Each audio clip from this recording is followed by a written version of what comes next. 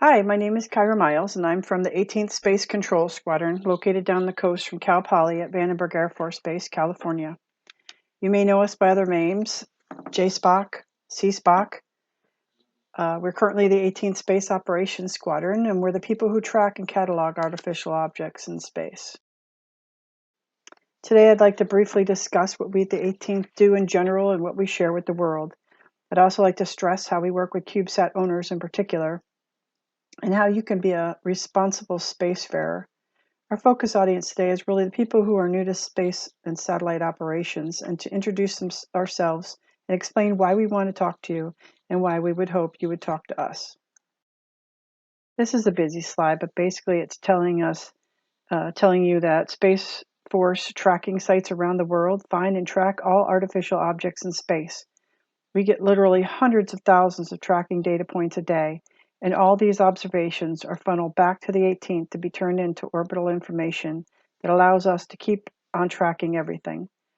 The 18th Space Mission is to defend freedom of actions in space for the Joint Force, multinational partners, and humanity, which includes providing a number of services to the space community for free.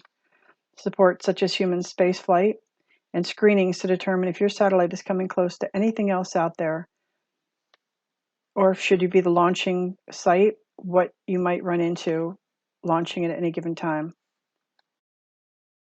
Here's a screenshot, page 1 of the space catalog that we've created from the data we collect. Whenever you see anything quoting a NORAD catalog ID, satellite number, or international launch designator, this is where it comes from. It is available to the public on the space-track.org website. Make sure you spell it correctly. Different spellings will take you to different sites. Virtually anyone can register on spacetrack.org and pull up this catalog. There are hundreds of thousands of users in virtually every country. You can tell by the numbers that we've been doing it for a while. You can see the first few satellites are Sputniks. On this page also, we list the launch date, their orbit, and for some of them a decay date. You can get the TLEs for all the objects we've tracked since the beginning. And this is where we would direct you when you're trying to identify your newly launched CubeSats from others by selecting the TLEs and doing some comparisons. An important part of our mission is conjunction assessment. This means we compare the orbits of all the objects in the catalog, both active and inactive, against everything else in the catalog to determine if any two objects are in danger of colliding. Right now, we are screening over 27,000 objects with around 4,200 active payloads, including CubeSats, which we screen the little guys the same way we do with the big ones. Should we identify a potential conjunction for any active satellite, we'll let the operator know by sending out a conjunction data message, or CDM, and we generate about 180,000 of them a day. If the potential conjunction is really close, we'll pick up the phone and call, but we need to know who you are, thus the importance of submitting a satellite registration, also found on SpaceTrack. So why are we sharing the data with the world for free? Well, we didn't used to. 2009, we were tracking man-made objects in orbit, and we were only doing conjunction analysis for the US government satellites. Then a live iridium ran into a dead Russian satellite and created a couple thousand pieces of debris. We've been tracking it all in the hopes it didn't hit our satellites, then quickly realized that the collisions that affect other people's satellites also endanger our satellites. And within a year, SSA sharing program was started. So now we check everyone's active payload against everything in space, and we tell them about it. We provide data to the world because the more you know, the safer we are. Besides providing CA, we can also provide other types of data. The first place to go, spacetrack.org. All you need to do is register. Please be aware, we only share the data with the owners. We do not make recommendations or tell anyone what to do. If we send you a CDM message telling you your satellite will come close to a piece of debris or other satellite, we're not going to tell you to maneuver. We're not going to tell you what to do. We're going to pass you the data and let you do the analysis. There's also a spot on SpaceTrack that you can yourself mark your information as public, but you must do it. This way, other satellite owners will be able to contact you should there be an emergency. You can see how the SSA sharing program has grown since it was started. And a quarter of these are academic institutions. We do work with a lot of people. Currently, the U.S. Space Command has agreements in place with 28 countries, 97 companies, and 3 universities. Many Space Track account holders have submitted requests for more than the basic TLE and conjunction assessment. If you're interested in more advanced services or for a one-time event, you can request it by submitting an Orbital Data Request, or ODR, available on, you guessed it, spacetrack.org. If you're interested in something long-term, we can help you with the process of getting an SSA sharing agreement with the U.S. Space Command. We also have emergency situations, which are just that, and we'll work with you and provide you the data more frequently as the need arises if everything is good to go. Back to forging our relationships with you, please note, not a legally requirement, but highly recommended, and you may make your licensing process easier.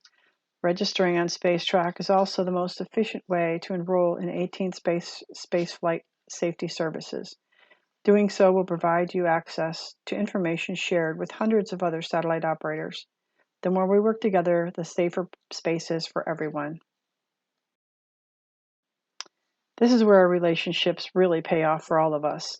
How do we decide who's who? Well, TLEs are published in a public catalog when we have enough tracking data. Once the TLEs are judged to be of good quality, they will be assigned a number and cataloged as Object A, B, C, and so forth. As I mentioned before, this is where we rely on you, the small sat owners, to go review the TLEs, tell us which object you feel is your satellite so we can make a more accurate match. Just so you're aware, those TLEs are available to you for free, and you should help you narrow it down. So once again, it's because of launches like these why it's so important to have your cooperation. This was our first what just happened scenario.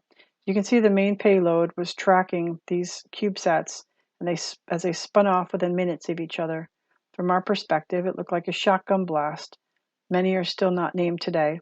We've learned through this experience again how important early engagement is with new launch companies, and let you know how you can help to better, more accurately track your launches with CubeSats, or even CubeSats released from a dispenser.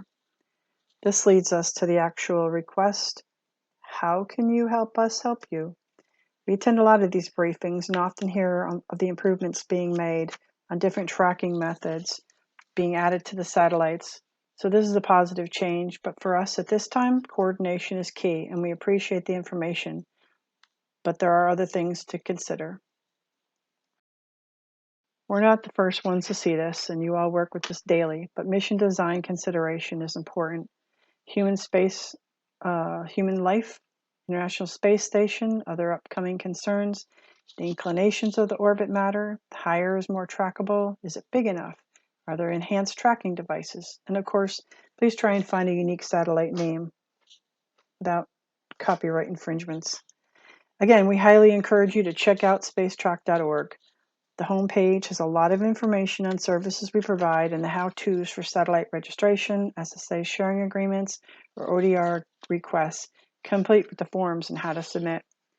Once on orbit, check out the TLEs, compare, use your resources, your contacts, whatever, and get with us to help us help you.